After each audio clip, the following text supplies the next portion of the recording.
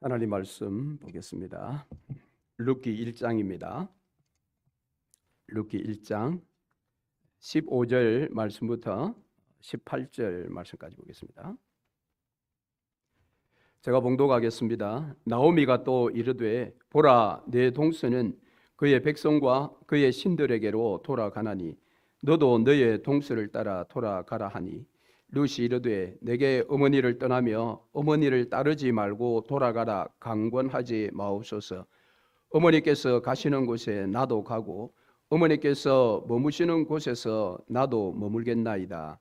어머니의 백성이 나의 백성이 되고 어머니의 하나님이 나의 하나님이 되시리니, 어머니께서 죽으시는 곳에서 나도 죽어 거기 묻힐 것이라.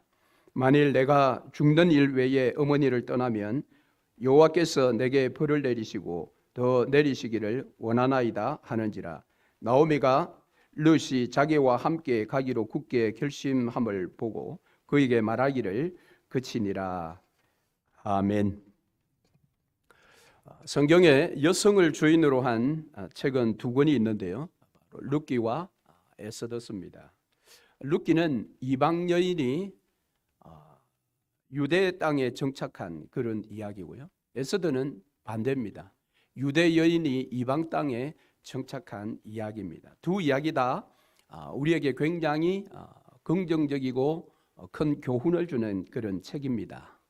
그런데 이 두 권 중에 룻기스를 많은 경우에 가정의 달, 특별히 고부간의 갈등 문제를 해결하는 그런 교훈으로 종종 설교되어지기도 합니다. 굳이 그런 메시지가 틀렸다라고 말할 이유는 없습니다만은, 사실은 룻기의 핵심 메시지는 그것을 넘어서고 있습니다. 룻기스의 이 스토리의 시작은 사사들이 치리할 때라고 오늘 우리가 읽지는 않았습니다만은 1장 1절에 보시면 사사들이 치리하던 때에 그 땅에 흉년이 드니라 이렇게 시작합니다. 사사들이 치리하던 그 때에 그 땅에 흉년이 들었다. 그 땅에 흉년이 든 이유는 사사시대의 이스라엘 백성들이 이 영적인 방향 감각을 완전히 상실하고 하나님이 원치 않는 엉뚱한 길로 가기 시작했습니다. 그래서 종교적으로도 무너졌고 도덕적으로도 무너져 그들의 모든 삶이 완전히 무너져 버렸습니다. 한마디로 말해서 그들은 절대 진리를 놓쳐버렸고 우왕좌왕하고 있는, 그래서 그 땅에 이제 흉년이 들었는데, 그러자 그들은 더 악한 길로 또 나아갔습니다. 그것을 사사기에서는 각각 자기의 소견에 옳은 대로 행했다 그랬습니다. 이미 그들에게는 진정한 왕이신 하나님이 계심에도 불구하고 그들은 각각 자기의 소견에 옳은 대로, 가나안 정복이 결코 쉽지 않았습니다. 그렇게 어렵게 정복을 해놓고 그 약속의 땅에서 하나님께서 선택한 민족으로서의 어떤 그런 힘과 능력, 하나님께서 약속하신 어떤 그런 하늘의 그런 영광스럽고 땅에 기름진 그런 복들을 그들이 다 잃어버리고, 약속의 땅 가나안 땅은 쉽게 말하면 그들이 원하는 것이 하나도 없는 텅 비어버린 그런 지대가 되어버렸습니다. 그것이 흉년입니다. 왜 이런 시대가 되었을까? 그렇게 40년 동안 훈련 잘 받고, 우리가 지난주 살펴본 것처럼 그 라합의 놀라운 그런 믿음을 통해서 하나님이 어떻게 일하시는지를 그들이 보았고, 7년 동안 가나안 정복을 잘했고, 다 정착하는 그 단계에서 그들은 이내 사사시대에 돌입하게 되었는데 왜 그랬을까? 어쩌면 그들은 한 번도 경험해보지 못했던 이 농경사회의 어떤 삶을 위해서 거기에 모든 사람이 다 올인한 결과가 아닐까.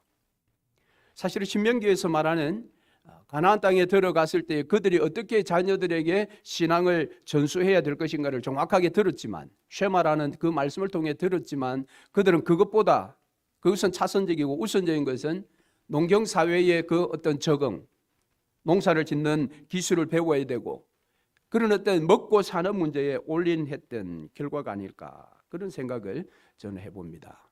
그러나 하나님은 그들을 결코 포기하지 않았습니다. 하나님은 때에 알맞게 수많은 사사들을 보내어 주었습니다. 그럼에도 불구하고 그들은 여전히 각각 자기의 소견에 옳은 대로 그렇게 살았습니다. 하나님은 급기야 이 세월의 고리를 끊기 위해서 한 여인의 기도를 사용하십니다. 그것은 한나의 기도입니다. 그래서 하나님께서 사무엘이라는 마지막 사사라고 하는 위대한 인물을 이 땅에 이스라엘 땅에 보내어 주셔서 350여 년의 사사 시대의 고리를 끊고 이제 왕정 시대로 돌입하게 됩니다. 그 왕정 시대는 이내 하나님께서 기뻐하시는 다윗이라는 왕이 등장해서 그 텅 비어버린 그 지대를 하나님의 복으로 채우기 시작한 것입니다.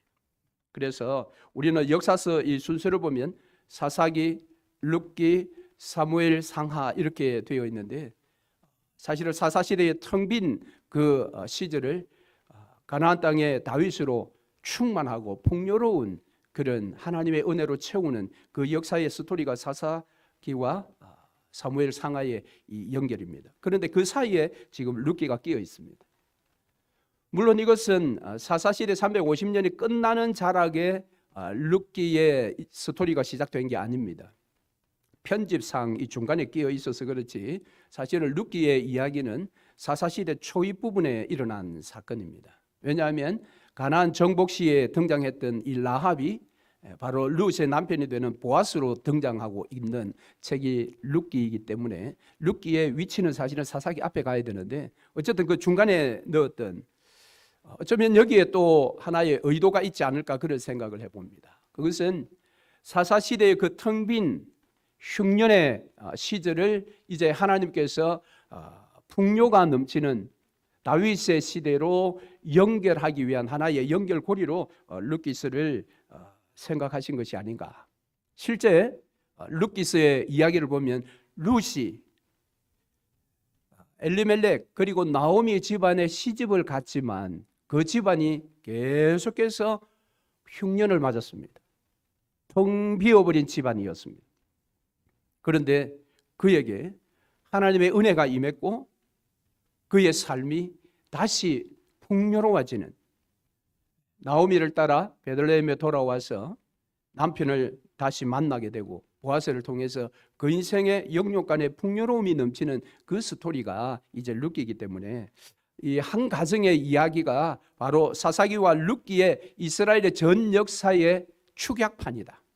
뭐 그렇게 말할 수가 있겠지요. 그러나 단지 이 룻기서가 사사 시대와 사무엘 시대를 연결해주는 육신적인 어떤 풍요의 이야기만 하고 있지는 않다라는 것입니다. 거기에는 그 풍요의 이야기를 넘어선 더 중요한 핵심이 있습니다.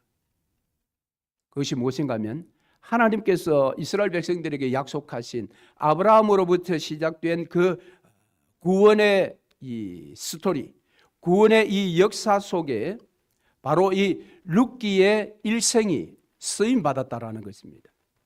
그래서 룻기서의 4장에 가면은 룻이 신실한 남편 보아스를 만나서 잘 먹고 잘 살았더라 그것이 아니고 거기에 한 족보가 등장합니다. 그것은 다윗의 족보지요. 룻이 다윗의 정조 할머니가 되는.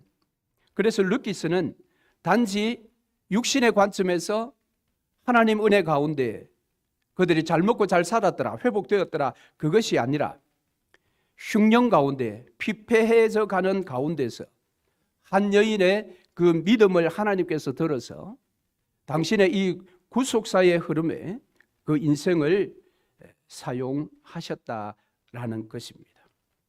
자, 그러면 이 룻의 도대체 이 신앙, 특별히 오늘 본문에 나오는 그의 신앙의 고백이 도대체 어떠했길래 하나님은 단지 육신적인 풍요를 넘어서 영적인 놀라운 이 은혜까지도 주셨는가 한번 생각해 보겠습니다. 이 나오미와 엘리멜렉 가정은 베들레헴에 있는 그런 가정이었는데요.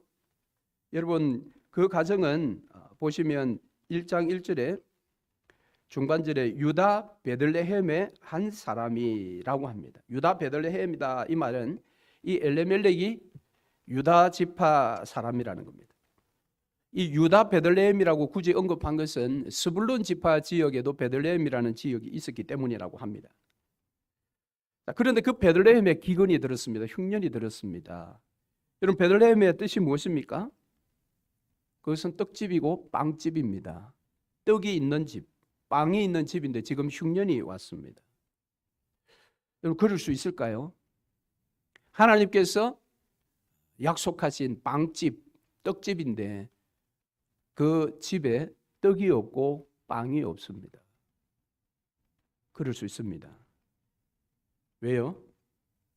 각자 자기 속인에 옳은 대로 살면 빵집이어도 빵이 없고 떡집이어도 떡이 없습니다.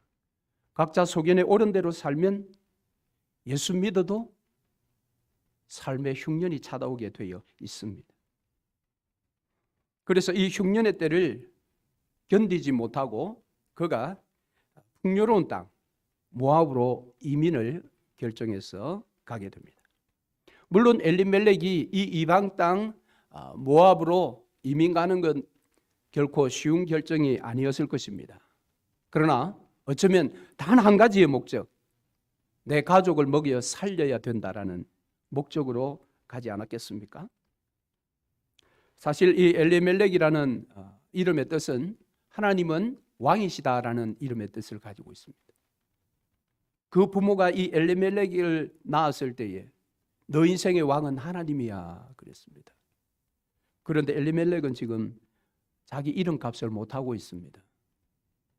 적어도 지금 모압으로 이민 가려고 결정하는 이 순간은 하나님이 자기의 인생의 왕이 아니라 자기가 왕이었습니다. 그것이 그 시대의 풍조였습니다. 사사시대에.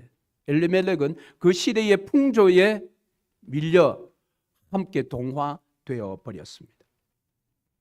그래서 하나님께서 주신 이 놀라운 약속의 땅, 즉 기업의 땅이 그에게는 아무 의미가 없었습니다. 살기 어려운데 기업의 땅이 무엇이 필요하냐? 에서와 같지요. 내가 배가 고파 지금 죽겠는데 장자의 명분 그까짓 거 뭐 필요해? 똑같습니다. 더구나 이 가정이 모압으로 갔다라는 것은 더 큰 문제입니다. 왜냐하면 모압과 이스라엘은 철천지 원수지간입니다. 예를 들면 우리나라와 일본 같은 사이입니다. 그렇게 될 수밖에 없었는 것이 이 역사적으로 보면 출애굽에서 가나안 땅으로 들어갈 때에 이 모압 땅을 통과하려고 할 때 모압 왕이 그 당시에 거짓 선지자 발람이라는 선지자에게 돈을 주고 저 이스라엘을 저주해달라고 그렇게 이야기를 했습니다. 그래서 모세에게 어떤 설교, 마지막 유언 설교 신명기에서도 보면 이 모압은 영원토록 여호와의 총회에 들어오지 못할 것이다. 모세도 그렇게 모압을 평가했습니다.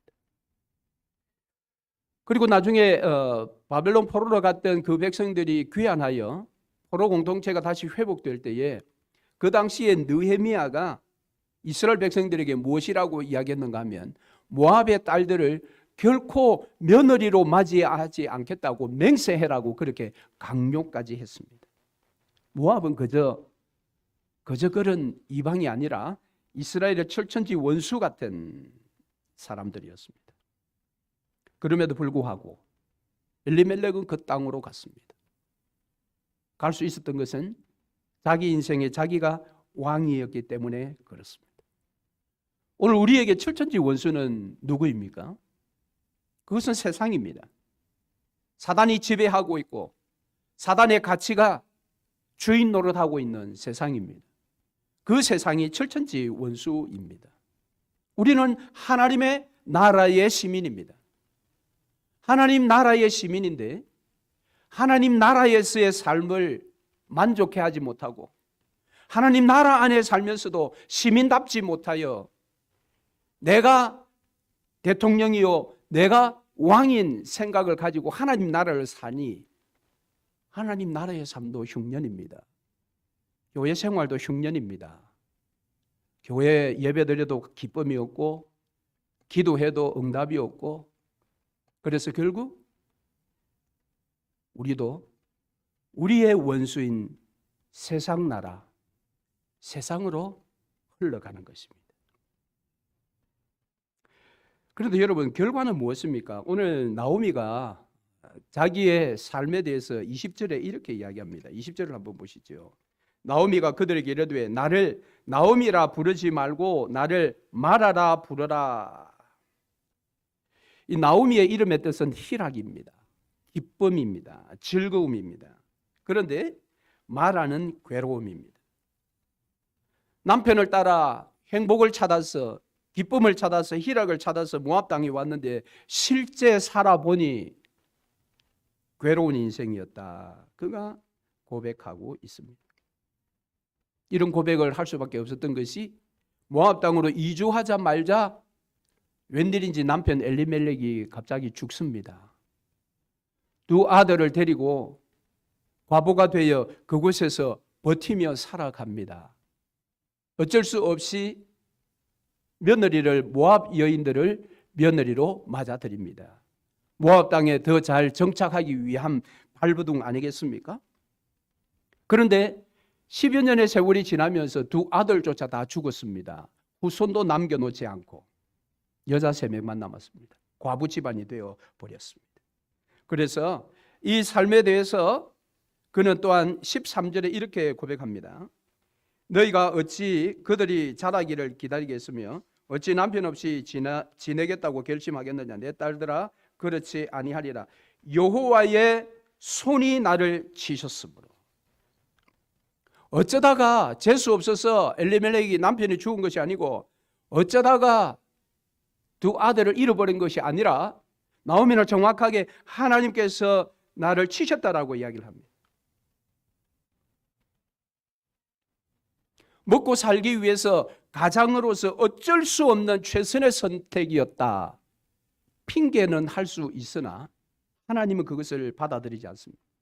그것이 신앙적인 결단이 아니면, 하나님을 왕으로 모신 그런 선택이 아니었다면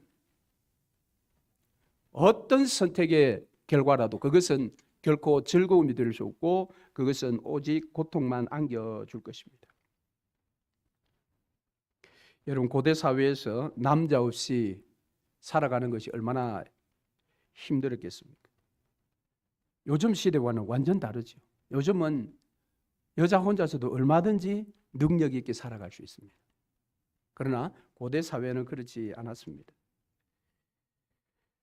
그런 이제 과부의 힘든 생활을 하고 있는데, 바로 그들이 떠나왔던 베들레헴 땅에 하나님께서 그들을 돌보시사 그 백성들에게 양식을 주셨다라는 소식을 듣게 됩니다.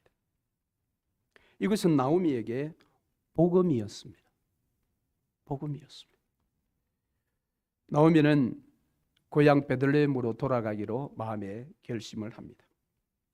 두 며느리를 데리고 함께 베들레헴으로 돌아가는 길이었는데, 아무리 생각해도 나오미는 두 며느리를 데려가지 않는 것보다는 더 나은 결정이 아니라는 것을 그가 스스로 생각하게 됩니다. 왜 나오미가 이 두 며느리를 너희의 어머니 집으로 가라고 했는지는 모르겠어요. 그 정확하게 알 수가 없습니다.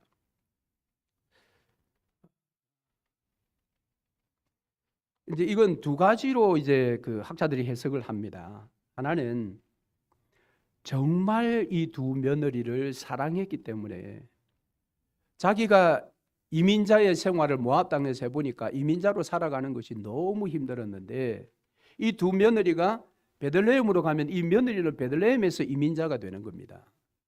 그래서 자기처럼 그렇게 이민자의 삶을 살지 않도록 진실로 사랑해서 이제 가라고 했다. 또 어떤 해석을 보니까 자기 혼자 가서 다시 삶을 살아가는 것도 힘든데 그 이방 며느리 과부를 둘이나 데리고 가서 베들레헴에서 살 자신이 없었어. 그랬다. 뭐 이 두 가지 해석이 있더라고요. 무엇인지 정확하게 참 우리가 그것이다 하나 선택하기는 조금 어렵습니다.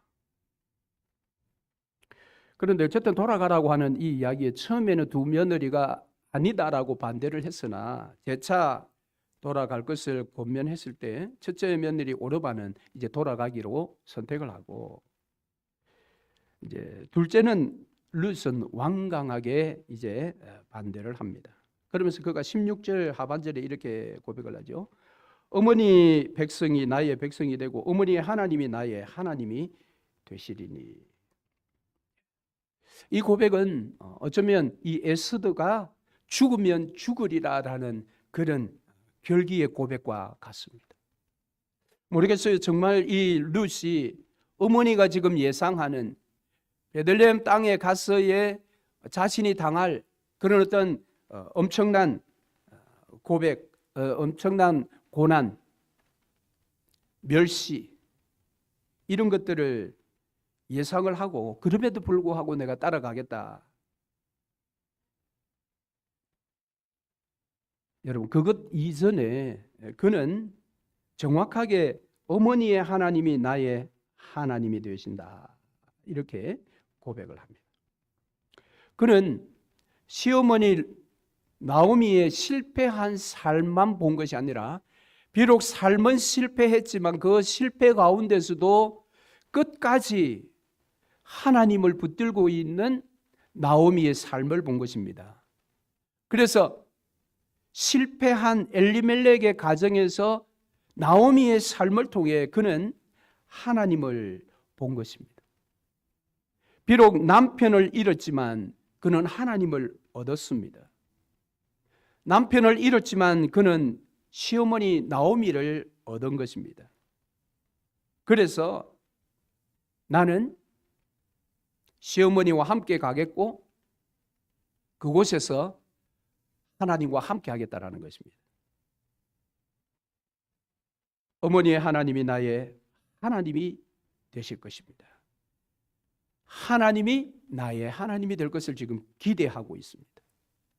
베들레헴 땅에 가서 그 하나님이 나의 하나님이 되는 삶을 지금 기다리고 있는, 그러면서 나는 어머니와 동행하겠고 또 하나님과도 동행하겠다. 여러분 룻의 이름의 뜻은 동행이라는 뜻을 가지고 있다고 합니다. 여러분의 삶은 누구와 동행하는 삶입니까? 현재 여러분들이 살아가는 그 삶에 있어서 여러분 누구와 함께 동행하고 있습니까? 룻은 시어머니였습니다. 비록 시어머니의 육신적인 삶은 완전히 실패했습니다. 남편 잃고 두 아들 잃은 완전한 실패자였습니다. 그러나 룻은 그 어머니와 함께 하기 원했습니다. 어머니와 동행하기를 원했습니다. 그래서 오늘 본문의 말씀에 보면 어머니라는 말이 8번이나 나옵니다. 굉장한 영향을, 신앙적인 영향을 받았다는 것입니다. 그래서 어머니와의 그 동행은 아름다운 동행인 것입니다. 비록 육신적으로는 아무것도 가진 것이 없지만 그 시어머니와 함께함은 그에게 기쁨이었죠. 물론 이 고백을 할 때 그저 입술만의 고백은 아니었을 것입니다. 나오미가 이제 두 며느리를 떠나보내려고 할 때 본문의 말씀에 보면 그들이 울면서 그런 대화를 나누었다고 합니다. 오늘 이 신앙의 고백도 어쩌면 두 사람이 엉엉 울면서 한 고백이 아닌가. 그래서 어머니의 하나님이 나의 어머님이 되시리라는 이 고백은 상당히 무게감이 있는 고백입니다. 그래서 앞서 말씀드린 것처럼 에스더의 고백, 죽으면 죽으리이다 라는 그 고백과 같다라고. 시어머니는 룻에게 너희 어머니 집으로 가라고 그랬습니다. 그런데 룻은 시어머니 집으로 가겠다고 이야기를 합니다. 이 동행은 보통 동행이 아닌 것이 14절을 보시죠. 그들이 소리를 높여 다시 울더니 오르바는 그의 시어머니에게 입맞추되 룻은 그를 붙쫓았더라. 완벽한 동행인 것입니다. 그 완벽한 동행에 이 놀라운 신앙의 고백이 나온 것입니다. 여러분, 우리의 신앙의 고백은 이 정도의 무게감이 있어야 합니다. 우리가 늘상 예배 가운데나 삶 가운데 고백하는 주기도문이나 사도신경의 고백에 이런 무게가 실려야 하는 것입니다. 그저 입 안에서만 외고 있는 그런 고백이 아니라 정말 자신의 목숨을 거는 신앙의 고백. 그 고백이 바로 어머니 하나님이 나의 하나님이 되시리라. 자, 여기에서 이제 룻은 자신의 신앙이 한 단계 더 나아가는 고백을 합니다. 어쩌면 지금까지는 하나님은 어머니의 하나님이었습니다. 육신의 삶이 완전히 무너졌지만 낙심하고 좌절하지 않고 끝까지 하나님을 붙들고 하나님을 바라보는 그 시어머니 나오미의 하나님이었습니다. 그런데 오늘 지금은 그 하나님이 이제 나의 하나님이 될 것입니다. 왜? 그 어머니와 함께 하신 그 하나님이 내가 어머니와 함께 할 때에 나의 하나님이 되시기도 때문입니다. 내 부모가 목사여서 내가 교회는 출석할 수 있지만 그것이 나를 하나님 믿게 하는 것은 아닙니다. 내 부모가 교회 장로여서 교회는 출석할 수 있지만 그 하나님이 나의 하나님이 아닐 수 있습니다. 우리는 누구누구의 하나님이 아니라 나의 하나님을 만나야 합니다. 신약에 도마의 위대한 신앙의 고백을 압니다. 나의 주님이시요 나의 하나님이시니이다. 부활하신 예수 그리스도의 상처난 옆구리 그것을 보고서야 이 고백을 했던 도마. 그 전까지는 도마에게 예수님은 자기의 주가 아니었습니다. 다른 제자들의 주이었는지는 몰라도 적어도 자기의 주는 아니었습니다. 자기 하나님이 아니었습니다. 그런데 부활하신 예수 그리스도를 만난 그때 도마는 드디어 나의 주님이시요 나의 하나님이시다 라고 고백했습니다. 그렇다면 오늘 여기에 룻은 어쩌면 하나님의 참되심을 이미 정확하게 경험한 것입니다. 그 참되심을 오늘 여기에서 본문에서는 언약의 하나님이다 그렇게 볼 수 있습니다. 17절을 한번 보시죠. 만일 내가 죽는 일 외에 어머니를 떠나면 여호와께서 내게 벌을 내리시고, 자, 지금까지 하나님 이야기를 하다가 이제 또 다른 하나님의 이름을 이야기합니다. 여호와의 이름을 거론합니다. 내가 죽는 일 외에 어머니를 떠나면, 어머님과의 동행을 깨면 여호와께서, 이 여호와가 언제 사용되는 이름입니까? 여호와는 언약의 하나님을 소개할 때에 등장하는 하나님의 특별한 이름입니다. 언약의 하나님, 언약의 신실하시고 그 언약을 이루어가는 일에 자기 백성들을 결코 포기하지 않으시는 하나님. 14명 이상이나 되는 사사를 보내었지만 끝까지 자기 속에는 옳은 대로 행했던 그들을 하나님은 끝까지 포기하지 아니하시고, 심지어 자기 속에는 옳은 대로 행해 원수의 땅 모압에 이민을 가버렸던 엘리멜렉의 가정을 하나님께서 찾아가셔서 당신의 언약의 신실함, 아브라함에게 약속하셨던 그 약속이 예수 그리스도 오실 때까지 이어지도록 그 중간에 룻을 사용하신다라는 것입니다. 그래서 룻은 하나님은 그저 하나님이 아니라 그 하나님은 언약에 신실하신 하나님이시다. 그래서 정말 놀랍게 여러분, 하나님께서 이제 드디어 자기 백성들을 돌보시사 그 땅에 양식을 주신 것입니다.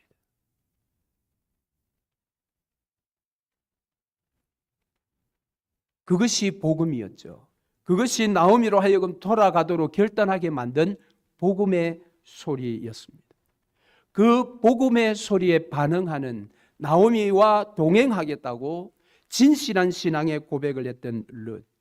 하나님은 이 룻을 장차 풍요의 시대를 열어줄 다윗의 정조 할머니가 되게 하셨습니다. 아니, 후대의 메시아의 혈통의 조상이 되게 만드셨습니다. 신실하신 하나님의 그 베푸시는 은혜, 그 은총은 너무도 큰 것이었습니다. 그래서 오늘 본문의 말씀을 통해서 우리는 그저 룻이 한 번의 신앙의 고백을 통해서 베들레헴 가서 잘 먹고 잘 살았더라, 그것이 아니라 잘 먹고 잘 삶을 넘어서 하나님의 구원의 이 역사가 면면히 흘러가도록 그가 하나님께로부터 쓰임 받았다라는 것입니다.